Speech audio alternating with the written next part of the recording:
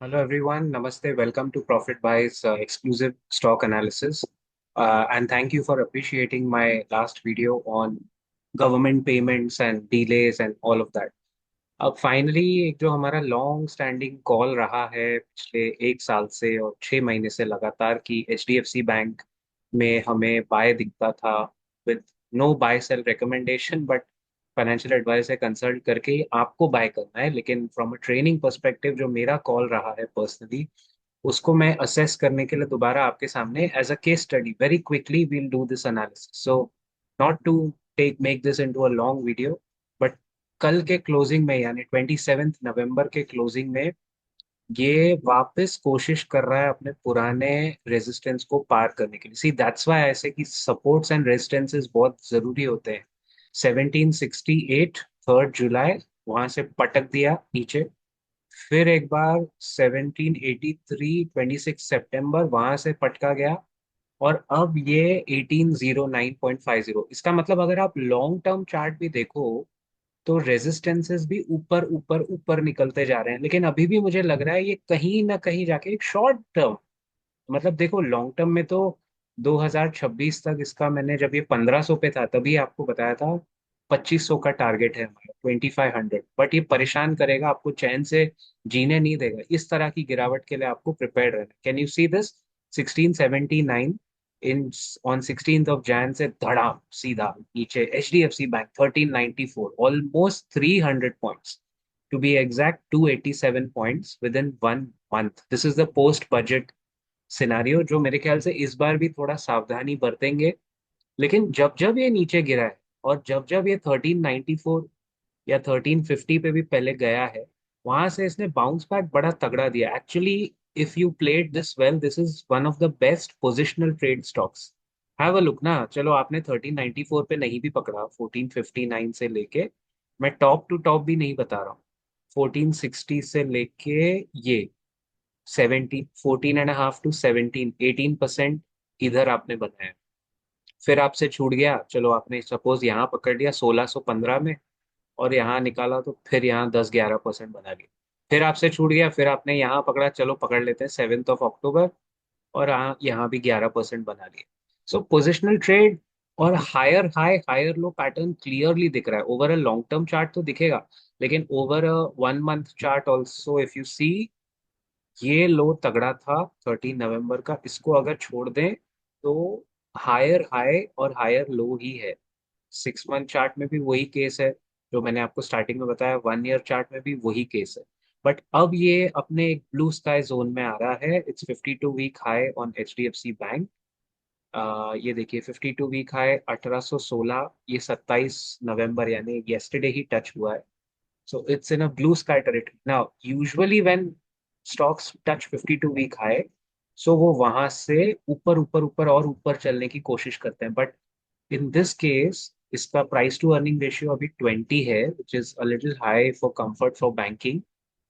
And यहाँ से क्योंकि ये चलता ही चला गया है, it will be nice to see. देखो ना, 6 महीने में अगर मैं इसको जून से देखूं तो ये 1483 से चलते चलते 22% चला है in the last 6 months, which is very fast for a slow moving stock, जिसने सपोजिटली पिछले 5 साल में तूने किया क्या है, तेरा खून कब खोलेगा H D F C bank. ये हमारा तर्क रहता था कि तेरा खून कब खोलेगा भाई। अब अगर आप ऐसे देखो तो 5 साल में एकदम बॉटम पे नहीं, बेईमानी होगी, 1000 रुपए के भाव से पकड़ते हैं इसको 982, ठीक है ना, अप्रोक्सीमेटली ये वाला बॉटम, क्योंकि एकदम टॉप और एकदम बॉटम नहीं पकड़ना चाहिए।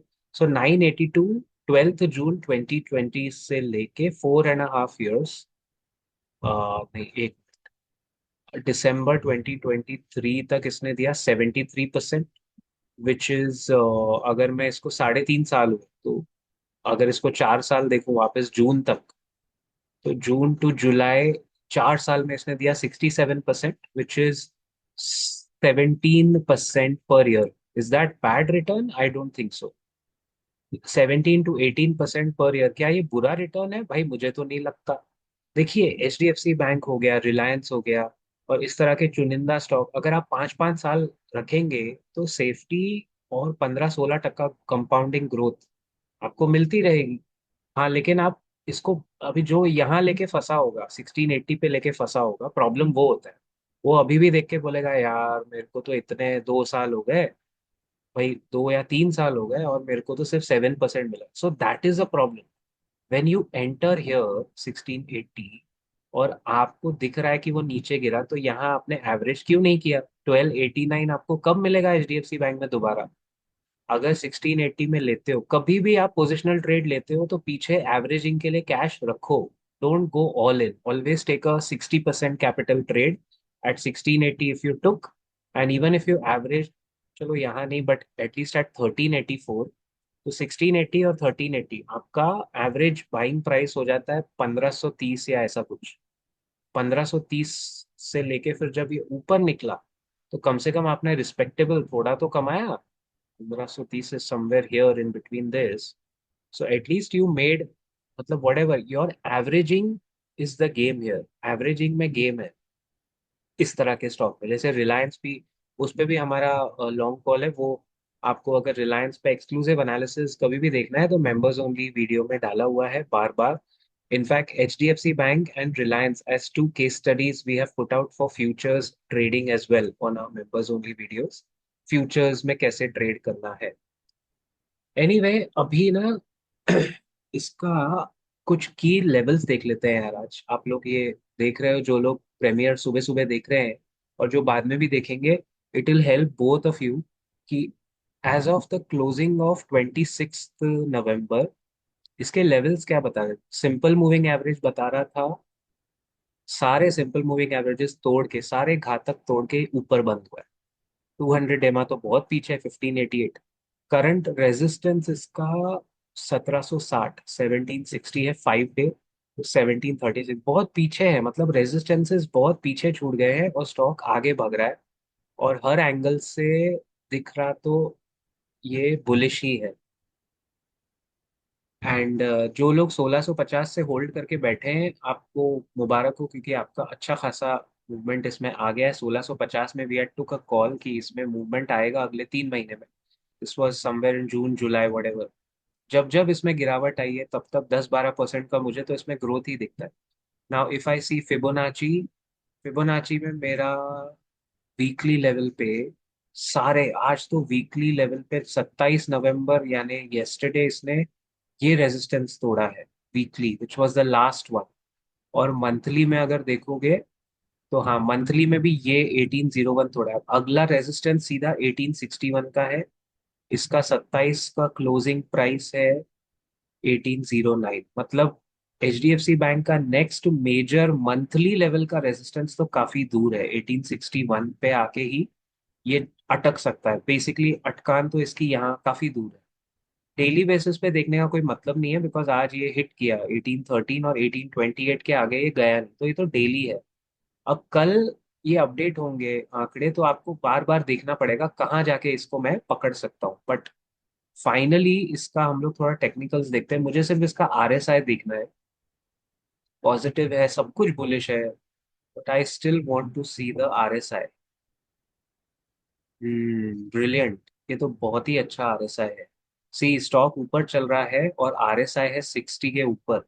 RSI रिलेटिव स्ट्रेंथ इंडेक्स आप हमेशा जब भी देखें तो RSI अगर 60 के ऊपर है, जैसे अभी आइडियल है 61.8, 60 और 70 के बीच में अगर RSI है तो मोमेंटम चालू रहेगा। और 40 या 40 के नीचे है तो सेल, 60 एंड 60 के ऊपर है तो बाय, और 40 और 60 के बीच में अगर RSI है तो न्यूट्रल है। हालांकि ये अभी न्यूट्रल बता रहा है, लेकिन आप ये देखोगे ये चेंज होगा तो 60 के ऊपर निकला मतलब बाय है। मतलब अभी भी गाइस इसमें अनलेस कोई उल्टा ओवरनाइट खबर ना आ जाए, जिसके चांसेस है, मेरे को लगता है ये और ज्यादा नहीं 40-50 पॉइंट ऊपर जा सकता है, लेकिन वहां से ये पलटेगा जरूर। ये पलटू राम पलटी जरूर मारेगा। 40-50 पॉइंट के लिए इसको देख सकते हैं। आफ्टर दैट आई थिंक वो जो रेजिस्टेंस था 1860s में, वो इसको थोड़ा पार करना पड़ेगा। कभी कभी मोमेंटम ज्यादा होता है तो वो रेजिस्टेंस भी पार कर लेते हैं स्टॉक्स, ऐसी बात नहीं है। So this was, we thought we'll have a tech check at HDFC bank, and let me know your thoughts on this. I'll see you in the next video very soon. Till then, as always, keep profiting.